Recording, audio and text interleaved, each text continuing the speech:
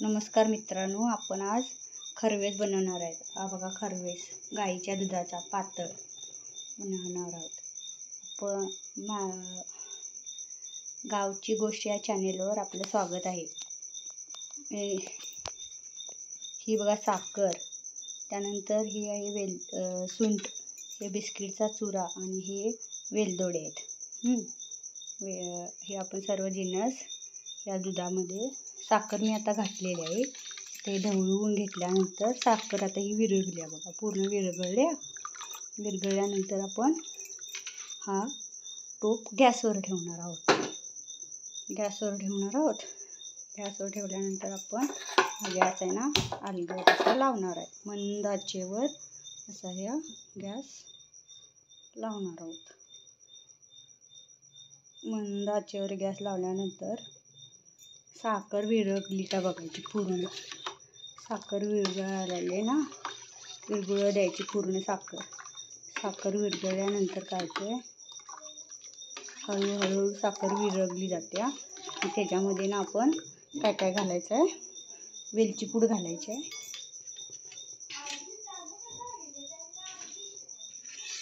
हे आहे ना, ही बघा वेलची पूड मी अशी वाटूनच घेतल्या, भरड ती दाताखाली यायला छान लागते। अशी हलवून घ्यायची। साखर विरघळत आल्या बघा, आणि आता वेलची पूड घातली। वेलची पूड नंतर ना आपण त्याच्यामध्ये सुंठ घालायची थोडीशी। हे बघा सुंठ अंदाजे घालू शकता आपण, तर मी अंदाजे सुंठ घातली ना। असं ढवळून घ्यायची।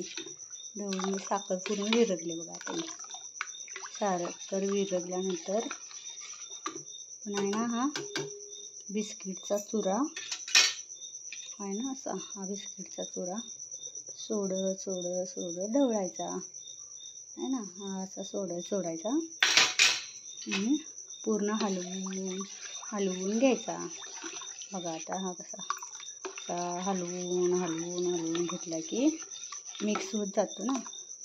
मिक्स झाला की आणि पुन्हा असलं तर घालायचा बिस्किटचा चुरा मिक्सरला सुद्धा बारीक करू शकता, किंवा असं बारीक वाटून सुद्धा घेऊ शकता। पावडर त्याची करून घेऊ शकता, पावडर करा किंवा मिक्सरला वाटून घ्या, जसं जमेल तसं तुम्ही करा। हा बघा खरवेस हळूहळू बघा हे व्हायला लागलाय, शिजायला लागलाय आता। हे बघा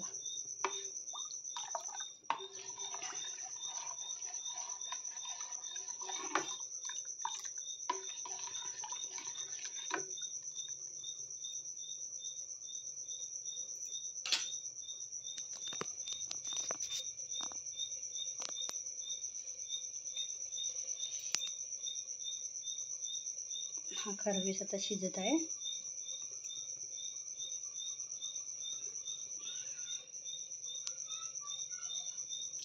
खरवेस कसा शिजत आहे लाईट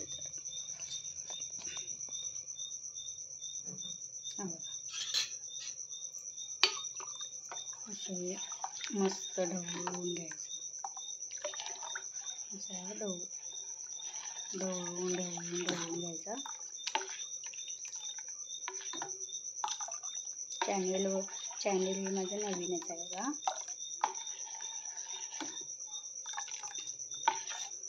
हा खरवेस तुम्हाला आवडला असेल तर तुम्ही लाईक करू शकता, शेअर करू शकता आणि कमेंटही करू शकता।